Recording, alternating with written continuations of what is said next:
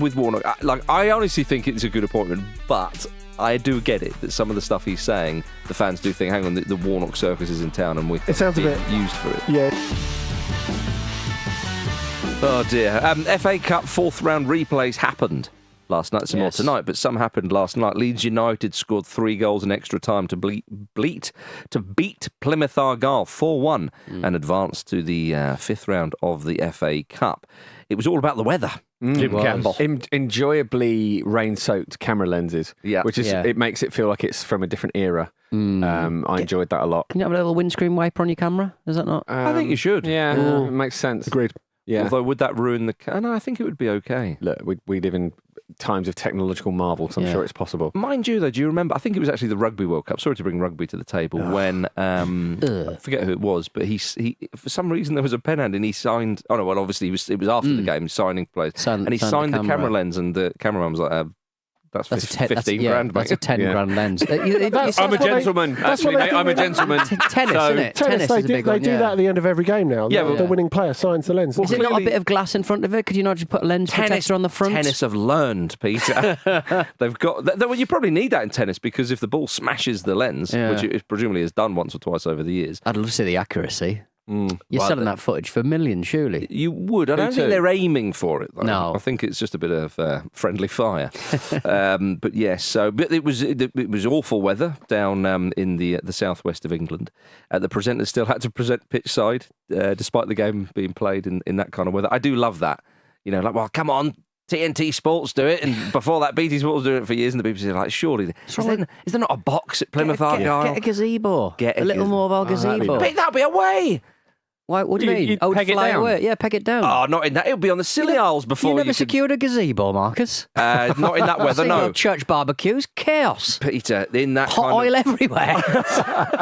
In that kind of weather, you've got no chance. Right. Absolutely no chance. Well, Glenn Murray had an umbrella, but he didn't he just covered himself, didn't he? He did, yeah. He had, I think, like Vladimir Putin at the World Cup final. Yeah. But one thing that was lovely to see is just Daniel Farke's head. Yes, always big head. It's a meaty head. It's a meaty head. It really is. Do you know what I mean? And the noise that comes out of it. It surprises me every time. Do you remember like those kind of like crappy butchers that you see, those smokies, those illegal smokies? Because you're not like the head of like a sheep, I think. Yeah, right. Yeah, and you. I could see Farke's head. I could see Farke's head hung up like a smoky. I know what you mean, and it would still have that expression. He's like a wrestler that's just inhaled a helium balloon. Yeah, definitely. But he does again. If you saw him in a dark alleyway, you'd crap yourself. But then if he sort of asked for directions, you'd be like, oh, well, yeah, fine. I'll take you there myself. Because I'm worried someone will take advantage of you. I'll escort you there. I know. Yeah. But he is doing fine work, though, despite what we think about his appearance, which we're, by the way, very much in favour of. A sheep's head and a butcher's and a big fat head. And if that's not a compliment, I don't know what is, quite frankly. And he looks like he's going to steal your mobile phone. I mean, it's a... If we were in court with this is a massive takedown of the man's character. Yeah, I think we've learned over big the head years theft. That if any of us popped up in court for anything, we might just plead guilty and hope for the best. Do a plea deal, absolutely. don't even hear the charges. just go show willing. Accept a plea deal. Exactly, I've been working on a podcast about a cyclist who brought a mortared bike to a race. Yeah, lost the machine. Quite sure that's cheating. And well, I took it to our legal team, and they said a lot of stuff, and I was like, oh, I should better change my the way I conduct myself on the ramble. Spent conviction laws have been apparently a big thing. Oh, not allowed to mention crimes that may have happened in the past. Okay, David Pleat. You're probably going to stop mentioning that one. Okay. Well, I think we all need to have a word with these people. But Leeds United under Farke and in Brassel, compose yourself, man. Otherwise, you'll be in the dock defending us, and that'll be, like trying to defend the Plymouth Argyle goal the extra time. He's doing well with Leeds. They're on for promotion. Very much second place, of course, because in the Championship, Leicester City have got a first spot wrapped up already, and I know Leicester fans will hate that, but you did win the Prem, so this is a small fry for you. Exactly, and Ipswich have come back towards the pack a little bit, yes, which you could definitely tell from their last couple of days of the transfer window. But Leeds 5 wins on the bounce in the Championship through to the next round of the FA Cup. It's looking pretty good for them. When you think of the players they've lost as well, he's doing a really, really good job. There is still quite a lot of residual talent there, and talent that they could get more out of. I think Jorginho Rutter is the obvious one, isn't he? He's just only really starting to find his feet this season. You know, like, Pete, when Newcastle went down and Colaccini really benefited from a season in the Championship and came back, and he was all at sea when he first arrived from Deportivo, and then when he came back he was a really, really good Premier League defender. I wonder he if just played more matches than he would have done. Exactly. You know, it is sink or swim when you're playing 46 a season, I guess. But talking of sink or swim, when it was raining that heavily and Leeds were really battering them, I thought, never as a game had undeserved equaliser written over it in bigger letters. We're going to have 30 minutes more that no one really wants here. But those letters washed away. Yeah, that's right. I did enjoy that Plymouth's goal was scored with a chest. It's a rare thing. And it's to be applauded. Any body part that's quite rare. I mean, any legal body part is rare. Yes, Jim. Obviously. I'm trying to save you from people accusing you of being really into handballs. I appreciate that. I do appreciate that. But I mean, look, for Terry Butcher's sake, I'll never be into handballs, okay? But I mean, we enjoyed Issa Diop's goal at Fulham with the thigh. Yes. So with the chest, again, it's that kind Erling of... Haaland with his perineum. Yes! Yeah. There you go, another good one. All from this season, by the way. It's a wonderful time to be alive, I think we can agree. Willie Gnotto opened the score with a nice one. And a player, Andy, we know he's got quality. And that's the kind of stuff that you say with Leeds, they've got talent there. To hold on to a player like that is obviously a bit of a coup. It's not really. It's theirs. I think it was because he was doing everything he could to get sold. It wasn't really his choice to stay, was it? Yes. So West Ham were apparently after him too, as well, which would have been very, very tempting in that window. So they did well to see that off if that interest was indeed concrete. Yeah. I think Crescencio Somerville's another player they've done really well to hang on to. Absolutely. And the point you make about when players go down to the Championship and it becomes almost a little bit of a boot camp. I wonder if that'll be even more so given the age profile of those two players. Yeah, definitely. And it's always nice to see Patrick Bamford, isn't it? Yeah, well, absolutely. Yeah, but got to be careful, Bamford, because it's like Huckabee's own. Maybe I didn't mean that. I mean he's 30, and I still think he really. I know. Jesus Christ. Yeah. So it's.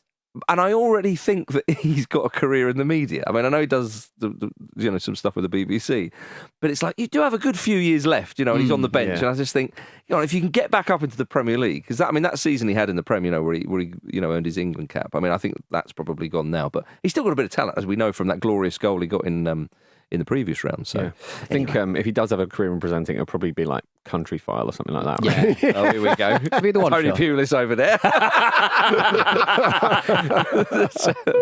Oh dear. But a good win for Leeds, though, even though it went to extra time. But they'll take it into the next round.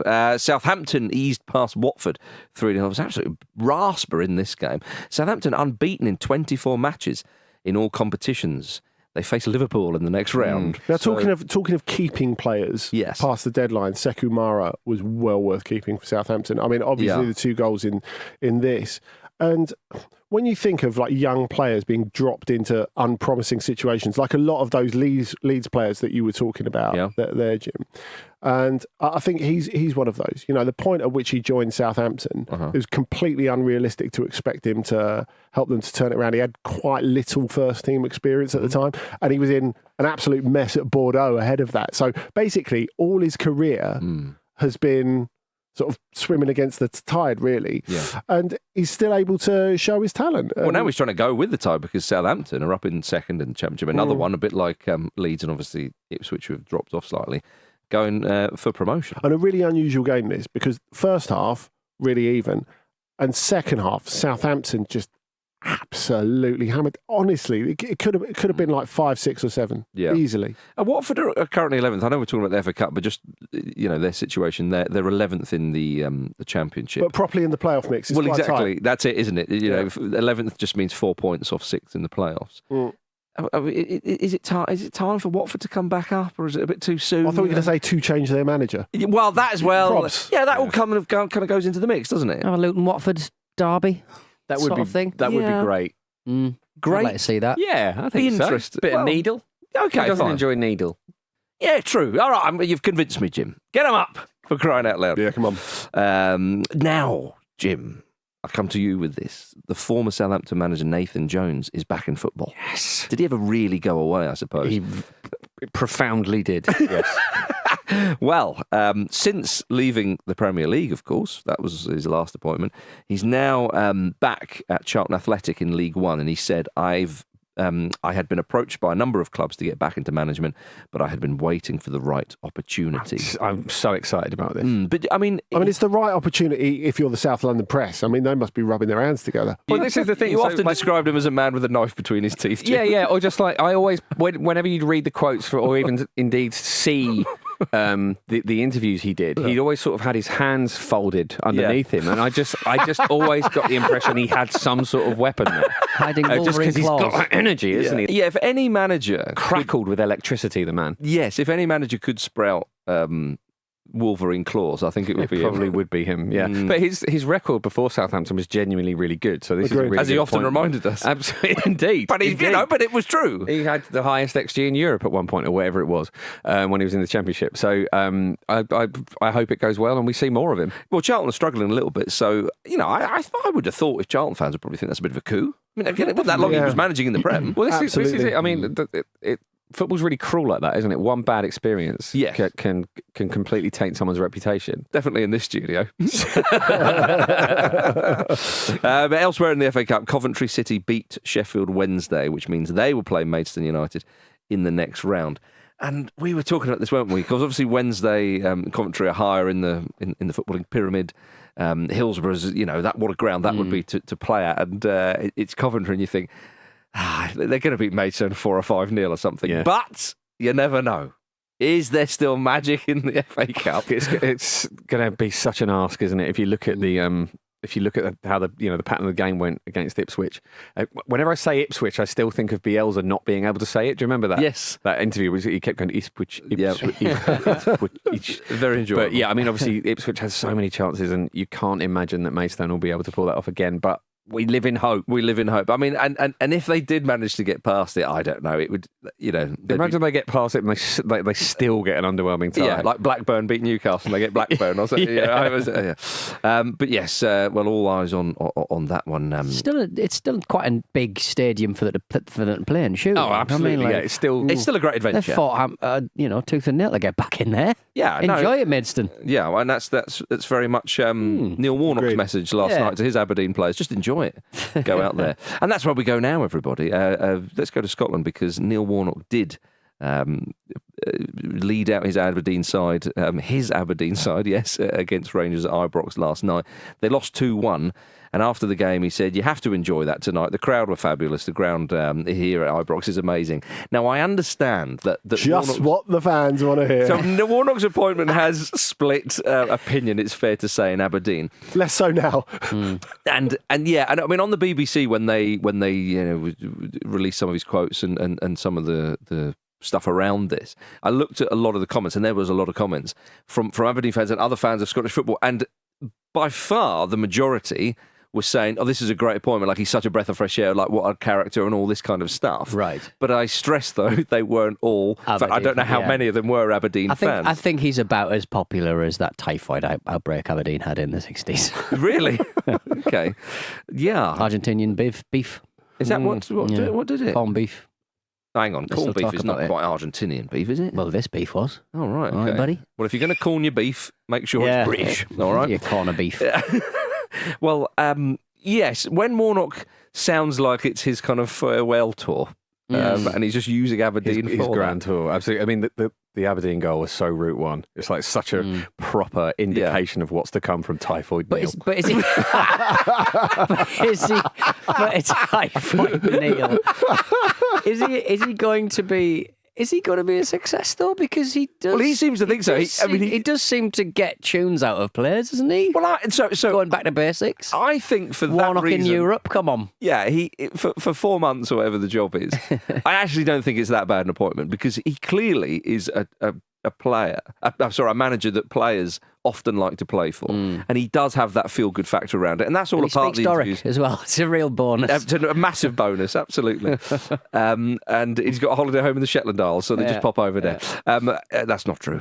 So with Warnock, I don't think it's a bad appointment, but he did say, I'm only going to be here 4 months. Can't imagine I'll get sacked in that time and all this kind of stuff. Yeah. It's like, okay, so it's those kind of comments. But he's also said, though, isn't he, that his aim is to win the Scottish Cup because he's never won a cup before, and that would be, and he thinks that would be brilliant, and that's admirable. Yeah, and it as a sort of temporary role. It's a really interesting MO, and you probably, as an Aberdeen fan, you're thinking, what is happening here? This could not possibly be more short term. But I love the idea of that. Although based on how they played against Rangers yesterday, and given that Rangers and Celtic are still both still in the cup, it's going to be a big ask. Yeah, I mean they drew with Celtic just before Warnock took over, of course, but. Aberdeen are not doing brilliantly, although their man up top who got the goal has got 20 this season already. So he's they did well to hold him past the deadline. Yeah, so exactly. So really well. I mean, with Warnock, I honestly think it's a good appointment, but I do get it that some of the stuff he's saying, the fans do think, hang on, the Warnock circus is in town and we're being used for it. Yeah, it sounds a bit farewell toury, and as if he doesn't really know anything about the players he's in charge of or the league he's going into. And I think that's the concern. When you have that feel, I guess, in a smaller league, that you have no real knowledge of it. It's just like, when you had like Gus Hiddink taking over Turkey, and there was a feeling that he was like sort of doing it over the phone.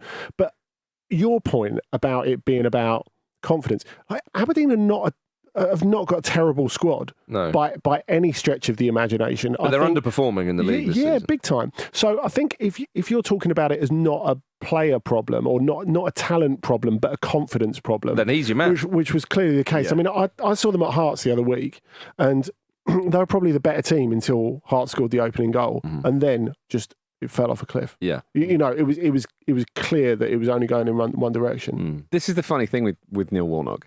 He has retired, but he has taken up the hobby of managing professional football teams. It's like Aberdeen as well. Work on an old car, for crying out loud. It's not that easy though, is it? As you're finding out. Very, very good points. Yeah, he's got his hobby. You've got yours. Okay. Yeah, I know what you mean. I just think that when he's saying, an amazing atmosphere at Ibrox and so on, Neil, you need to know how much Aberdeen hate Rangers kind of thing. But I mean, he did compliment the away support and stuff. So Aberdeen does have the reputation of having more per capita lottery millionaires than anywhere else in the country. I honestly thought you were going to say sheep and do it. So maybe he's just kind of like playing the odds. Well, if I move up here for 4 months, I'll give myself the best chance, won't I? I wouldn't put it past him. They played Bonnyrigg Rose in the Scottish Cup in the last 16 on Saturday. That's a lovely fixture, isn't it? Isn't it? Neil Warnock facing Bonnyrigg Rose. We never thought we'd live to see the day.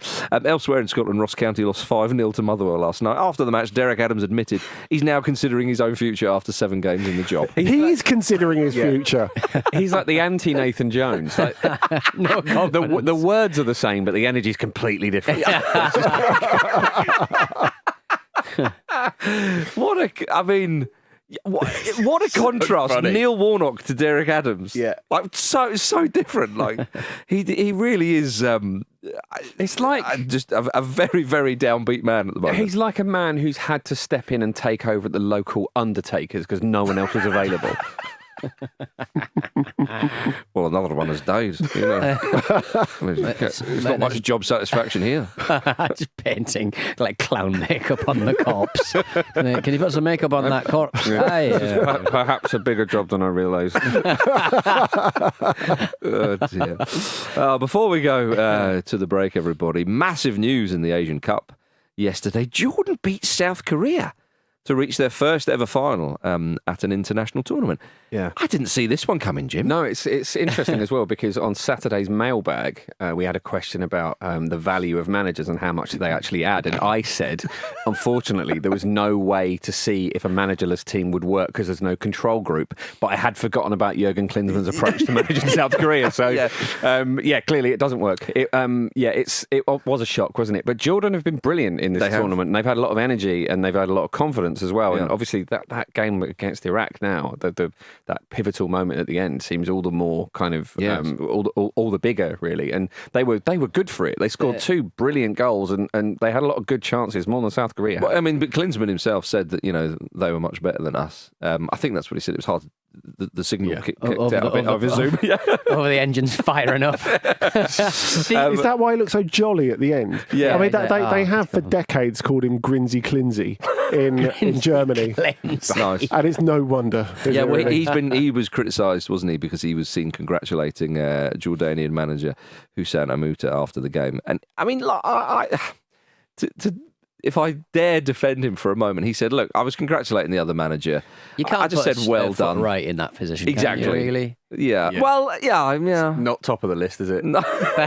But you're right, it isn't top of the list. But like the run that Jordan had into the tournament is just really interesting. Like they lost every match against Iraq, against Iran, against Azerbaijan. They managed 1 draw against Tajikistan, and they managed to perform like this in the cup. It's insanity. It's glorious. Jordan are 86th in the world in the FIFA rankings. South Korea 23rd. It's a huge victory. Not only obviously reaching the final, but beating a side who everyone would have had down. That's incredible. A brilliant win. And they will play. To Jordan, haven't you? I have been to Jordan, yes. Probably what spurred them on, Jim. Jordan will play either hosts Qatar or Iran in the final.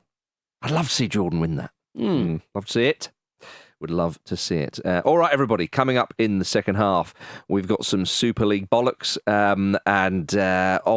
the Vets World Cup. Yes, it is a thing. It is happening. Stay tuned. We'll tell you all about it. See you in a moment. I nearly got the Hearts job once, and they give it some bloke from bloody Latvia or somewhere. I don't know where he come from. So that was a bit of an insult, wasn't it? Welcome back, everybody. Yeah, but now I'm at Aberdeen, so insult. Someone from Latvia might be able to do a job as an insult, is it, Neil? Right. What about this? Barcelona president Joan Laporta has claimed that the Super League could be up and running next season. Good news. What we needed. Properly at the Kool-Aid at the moment. Yeah, isn't it? Brilliant. It's amazing. Jim, you've often you like to have a dig at other clubs. It's fair to say. Would you like Arsenal to rethink their Super League approach? Because they did sign up to it once. Would you like to see them go for it this time? No, I don't think we need it now. Because actually, what's interesting about this, we don't need it. Now. We've moved beyond that. Right. So, what I find really funny about this is Laporta's been so bullish about this, and sort of, as has Perez as well. It's very, the 2 Spanish clubs are not, putting their guns down on this. And then when Laporta starts saying that the Italian clubs are interested, which brilliantly still doesn't fit Juventus, because 2 Milan clubs. No one trusts Juventus, because let's not forget that Juventus are the absolute worst. Should reiterate that at every possibility. They were included in the original. Exactly. Juventus have been kicked out of this by the people who are making up the people who are going into it. That's how bad Juventus are, right? So, but you start thinking, well, if the Italian clubs sign up to it, and Barcelona and Real Madrid are there, Atletico want no part of it, which is also funny.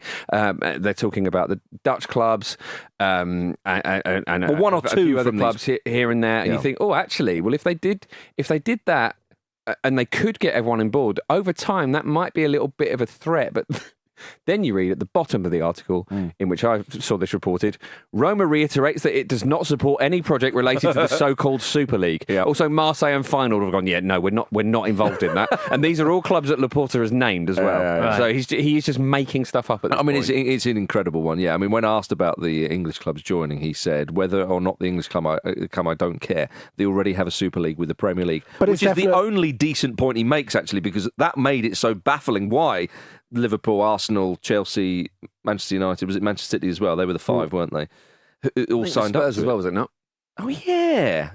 How understandable of me to forget that. But it's right. They want to challenge the Premier League. They thought they could grab a load of English clubs. Now, but it's definitely about improving football, though. Yeah. It's not a financial thing. It's definitely about improving football. That we can all agree on, Mr. Laporta. But I love the fact, as Jim says, he's just snatching names. He's just quickly Googled the various leagues, and Feyenoord, Marseille's. He's sent a load of texts, and whoever hasn't replied, he's putting down as being in. Yeah, exactly. It's extraordinary when you think that not only would it not include the English clubs, and honestly, Jim, I think Arsenal should get involved. You'd definitely win this. Look at the other teams that are in it.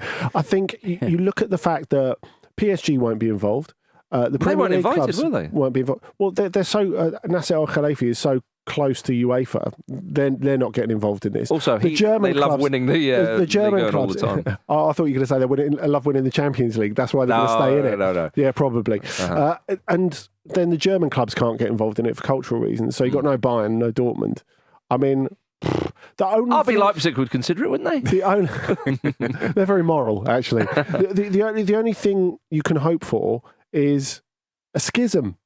In football, the sort of schism that has, made boxing far less popular than it. Do you think we need a schism? A lot of other sports have gone in for a schism. We haven't had one for ages. Well, no, I mean, the Super League is trying to force a schism, which is Andy's point, I believe. You're anti-schism. I am anti-schism. Yeah, I've always thought that about I think, things do need to change, but it's not schism level. But if anyone was leaving it, you wouldn't let this guy lead it.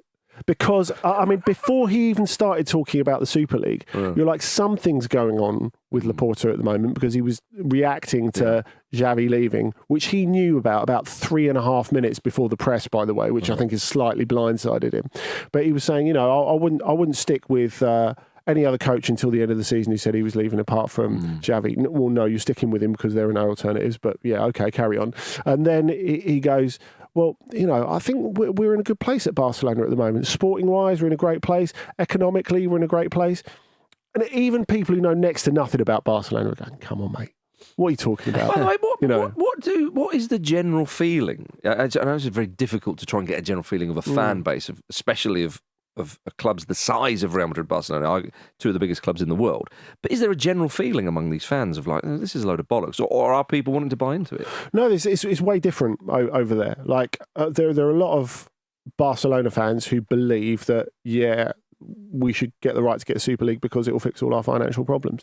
And everyone who's obstructing that is obstructing us getting back to our natural place. So it's a little bit like you're almost sort of like bordering on sort of conspiracy theory. But do you know what? If you see what I mean. That's a lot of fan bases, isn't it? If we're being fair. True. Yeah. But I think the thing is the whole way on this Super League idea, if we go all the way back a couple of years to when, English fans took to the streets, UEFA was always going to hope for the help of those English fans in throwing the idea out. Because in Spain, for example, it was like, maybe it's a good idea, maybe it's not, but fine. There was never a sense of, right, we can't have this. Because fans are considered so little already in Spain that they're used to being walked over. Yeah, true.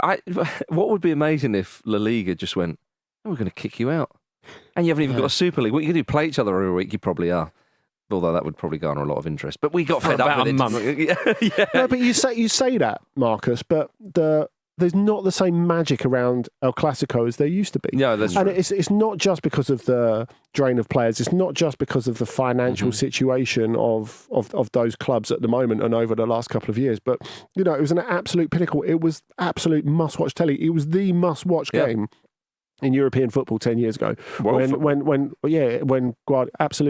Guardiola and Mourinho were there. No longer. Interesting. No longer. Well, ultimately though, I think whatever happens at Real Madrid, Jude Bellingham will decide. I think I'm just walking in the bar and go, I think this is a crap idea, lads. All right, okay, fair enough. Back to La Liga. Props. Yeah. Right, from one deplorable competition to one that is much more pure and bloody marvellous. A new competition will be taking place this summer. It's happening. This is happening. This is not us sort of speculating. This is happening. It's an over-35s World Cup to be held in England, of course, the home of football. It's a Vets World Cup. The home of faded glamour. The home of monetising ageing players. So the plans, it's an 8-team tournament involving England, Argentina, Brazil, France, Germany, Italy, Spain and Uruguay. Of course, the only countries that have won the FIFA World Cup. Yes, we are in there. Won it more recently than Uruguay. Okay, so it's you'll have a go at them.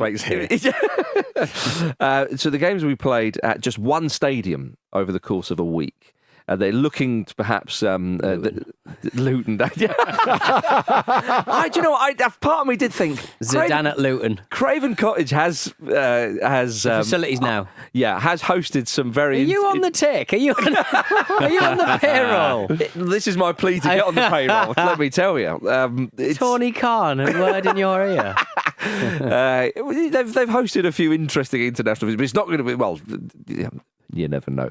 No, right. Apparently they're saying that some stadiums up north in England that they've been looking at some. So it could be the Piff Bossy who hosts this, which would be a great shame. But anyway, only players who are aged over 35 and over and have been capped by their country or made 100 top flight appearances will be eligible to take part in the tournament. Now there doesn't seem to be any chat about players currently playing. Vardy, Milner. Yeah, Milner would just do it for his fitness, would he not? So there's a big kind of like drop off after like the first 2 stipulations, and then to 100 top flight games, isn't there? Really? Yeah. So if you can't, if there's no one interested, or you can't muster or whatever, I don't know. But Steve McManaman is set to captain England. Now, the other captains of the teams are Esteban Cambias for Argentina, obviously Emerson for Brazil, Christian Carambou for France, Kevin Kurani for Germany, Marco Materazzi for Italy. See, that's massive. Yeah. Do everything you can to get Zidane. Absolutely. Do those ages work? McManaman to Materazzi? Yeah, I mean, over 35 is a huge range, isn't it? Yeah. You got Mikel... A huge range of like keeping fit, I suppose, isn't it? Yeah. Mikel Salgado for Spain and Diego Lugano for Uruguay, which would be lovely to see him. Forlan's in there for Uruguay as well. But those captains, they are the founders, I think, of the elite player group, I think it is, who are putting on this tournament. That's the name of the organisation. The England names are very special. Do you want to read them out? Well, Ashley Cole, Joe Cole, Rio Ferdinand, David James, Frank Lampard, Robbie Fowler. I love defensive. Frank Lampard was a Premier League manager not that long ago. Oh, go on then. Michael Owen's in there as well. Michael Owen, yeah. He is. He'll do a hamstring in the first 5 minutes. Well, when I was at Leverkusen a couple of months ago, you look at Xabi Alonso, and he's still the best passer in the team that's at the top of the Bundesliga. Some of his like training montages where the manager's pinging stuff around. Glorious. There are some fairly recently retired players still in there as well. It's going to be like playing Pro Evo 6. It is. It really is brilliant nostalgia. But you realise how we talked about this, I think maybe on the mailbag, that are there the kind of big massive names in football at the moment that there were yesteryear, if you see what I mean. And you read out this and you think, this spans a couple of eras, though. Fair enough. True. It's a little. I love vets football. I love I even like Soccer Aid and stuff like that. I just like stupid things happening. It's the Royal Rumble. Where else can you see Woody Harrelson take a penalty? Exactly. It's the Royal Rumble. It's like, and the jobbers are the ones who take it seriously. It's always the players that you don't expect. You're like, wow, geez, Robbie Fowler just punched someone. Yeah. Well, as I said, he once got sent off in a game where it was like, when you play like, I don't know, you can pay like a bit of money and play with like a you can have a 5-side team with Robbie Fowler in it. Yeah, or you can play like they played at Anfield. Like, remember when you've played at a ground before? Like I had that great experience at Old Trafford, which I may have mentioned once or twice before on the show, and it was a big company. The last great experience at Old Trafford. as it would now be seen as. Yeah. But Robbie Fowler in one of those games once got sent off. Nice. What you have to do to get sent off in one of those games is they talk about his housing portfolio, but he's still doing shit like this. Can't be that good. But gentlemen, we have been told that Italy have penned in Francesco Totti for this. You love to see it. Yeah. So it's 70-minute games as well, isn't it? That's right. Enjoyable. Which is slightly longer than I thought it would be. I thought maybe two half-an-hour games. I don't know if VAR are involved, Andy. I don't know if we got that far.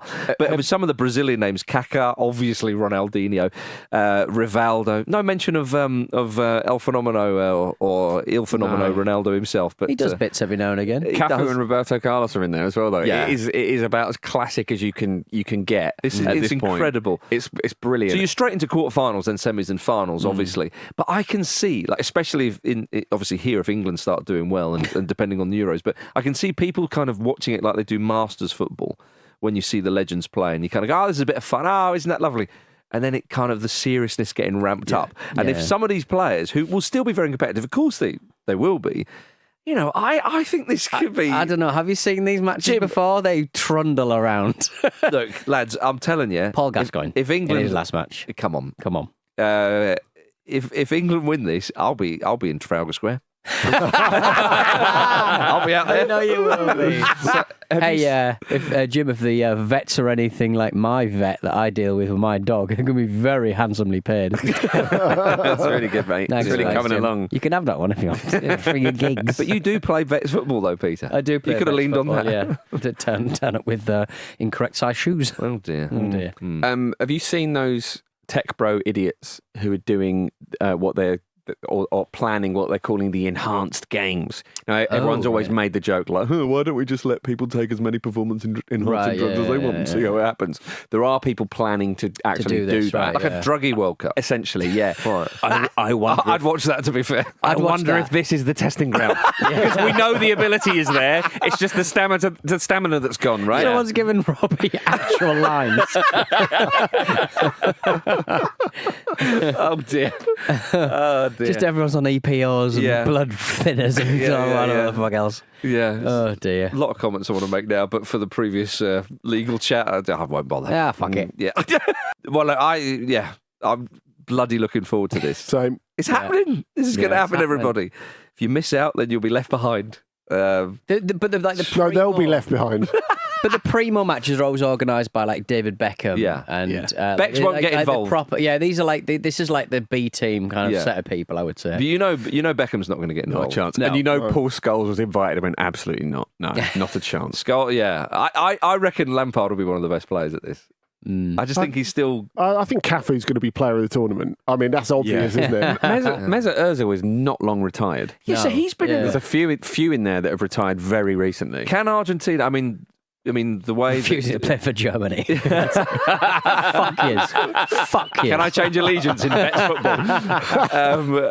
Well, I mean, if the Inter Miami tour of Asia and whatnot is to be believed, then Lionel Messi might be retired very soon. Yeah, it's been quite spicy, hasn't it? Obviously, that part of the world, like every part of the world, god damn it, is politically. Everything's quite politically charged, and the fact that Messi didn't take to the pitch in Hong Kong was seen as being a diss to China. Well, because obviously when you have these pre-season tours or whatever, that certain players are contracted to play because it's why do people want to see Inter Miami? It's not to see the hopeful fullback who's got a couple of appearances under his belt and could this be a breakout season for him?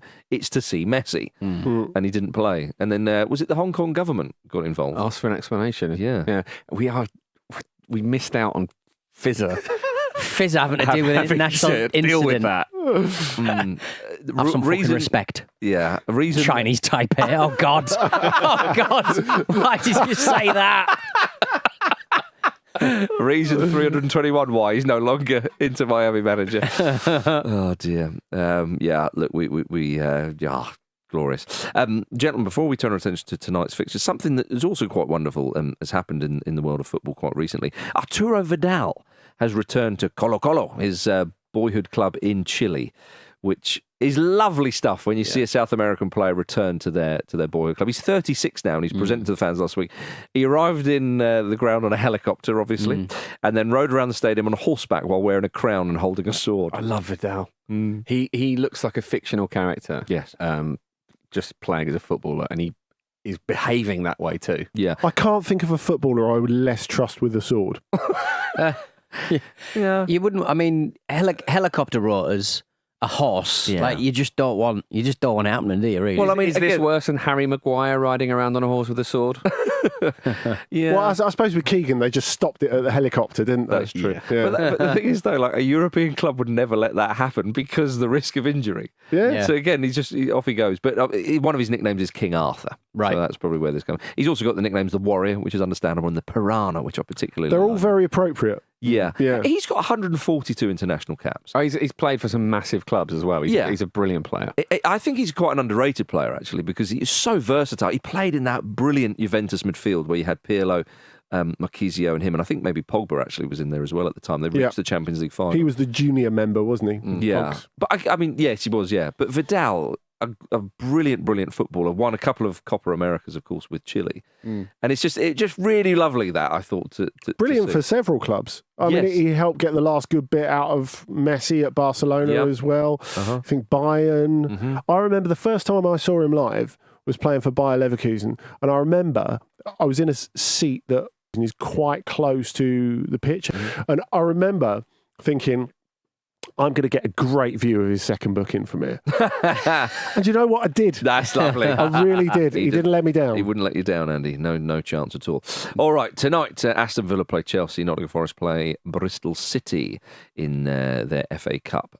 Fourth round replays. It's been reported that Chelsea may not be able to sack Mauricio Pochettino as the club are concerned. Doing so would put them in danger of breaching Premier League spending rules. Another good understanding of how the rules work. Yeah. I mean, normally in the circus continues. In financial fair play type situations, bizarrely, certainly in UEFA financial fair play rules, of course it might be different in the Premier League. But sacking a manager still counts as an exceptional expense, even though, so it doesn't go towards FFP, even though it's something is clearly not an exceptional expense because a lot of clubs do it once a year, maybe even twice. But the thing is, it's not going to stop them binning him if they really want to bin him. They'll just stick him on gardening leave. Yeah, exactly. Yeah. Well, Poch did say he received a very good text from the owners recently. So that should clear that up. Like a meme or a GIF? Or like, I don't know. Click this link. Have you heard? Have you heard this one? So I've put all my money in the account that they suggested, and it should be fine. Well, we've been pushing for Chelsea to appoint José Mourinho, of course, because let's not forget we are under José's spell as much as anybody else. Yeah, every time he's managed in England, we've all hated it for most of the time it's been happening, and yet we're all desperate to see it again. Yeah. I see what you mean, Jim. I see what you mean. It's been reported that after José Mourinho departed Roma last month, he left the ring that the squad had given him to commemorate their European Conference League victory with. He left it in Captain Lorenzo Pellegrini's locker in the club's dressing room because he was basically saying, you're all traitors. Yeah. The actual quote was, when you are men, give it back to me. It's like a. Did he leave that on a burner phone with a voice note? Do you think? Yes. Which then destructed in front of their very eyes. I kind of, for one, it feels like, like in a video game, you find some like environmental storytelling. Someone's left a note behind, like, there's a bit of emotion. It's a lovely bit of world building. But it's a shame that like Pellegrini couldn't sort of keep that under wraps, because the thing that José Mourinho wanted was for everyone to hear about this. And if Pellegrini just went, I'm not, you know what, Jose, I'm not telling anyone. You're this right. This is just going to be between me and you. Yeah. And I get a ring I'm going to go cash converters with. He didn't even tell the rest of the squad. No. If he hadn't told a single soul, he would be the only person on. And you'd be like, you know what, Jose? Yeah. I win. Yeah, I win. That would have been it. And then suddenly Mourinho's going, can you come to dinner? And he's sitting there going, what, you want to explain this to me? No, it's just you and me, big boy. Your secret is safe with me. They should give it to Daniele De Rossi at the end of the next game they win. They've won 3 in a row, so they're in pretty good nick. A massive ceremony, and it was like a wedding, and they put it on the ceremony, saying, he's the new man. And he raises his hand. He would look good with a villain ring, actually, on the touchline, I think, because you look at what he's rocking at the moment, the roll neck, that Mr. Donaldson's very fond of, actually. The blazer and roll neck combo. And your gills. And my gills. And a very graphic neck tattoo. Oh, dear. And did you finish your point? Or I think that, okay. I think it's best to, oh, dear. Yeah, so some big games in the FA Cup tonight. 2 massive games in the African Cup of Nations tonight. It's the semi-finals, everybody. Get on this. It's good. Get on this at once. You've only got 3 games left. Yeah. Did they do a third, fourth playoff? Can't remember if they do or not. Anyway, who cares? I imagine if they do, it is unwelcome for most Premier League team managers, because all they do is whinge about the AFC. If you were in CAF, you would just go, we're going to introduce a third place player and a 5th and 6th player, whatever they can do. They're going to be here all month. Veterans. You're going to be playing all the veterans. Exactly. I spoke to someone who's out there covering the tournament the other day, and I was like, what's the deal with Victor Osimhen? Is he going to be fit for the semi? And they're like, they're going to put him out there whether he's fit or not. He's not travelled with the rest of the team, because he's still getting treatment. So he's in a different city at the moment. But the full expectation is, if he can stand, he's out there. Good. Whereas it's all been Ademola Lookman. Yeah, for Nigeria. He's been brilliant. Yeah, but he's been brilliant for Atalanta for the last couple of seasons now. He has. All right, everybody, thank you very much for listening to the Football Ramble, part of the Acast Creator Network. Patron subscribers, don't go anywhere. Keep listening for Ramble Uncut. And if you're not a Patron subscriber, sign up to get Ramble Uncut every single Wednesday. Head over to patreon.com/Football Ramble. Also, follow us on Twitter, TikTok, YouTube, and Instagram at Football Ramble, and subscribe on Spotify. Thank you, Andy. Thank you. Thank you, Petey. Farewell. Thank you, Jimmy. Thank you. See you soon. Cheers for watching another fantastic clip from the Football Ramble podcast. Make sure you click like on this video and subscribe to the channel, which means you will not miss a single upload.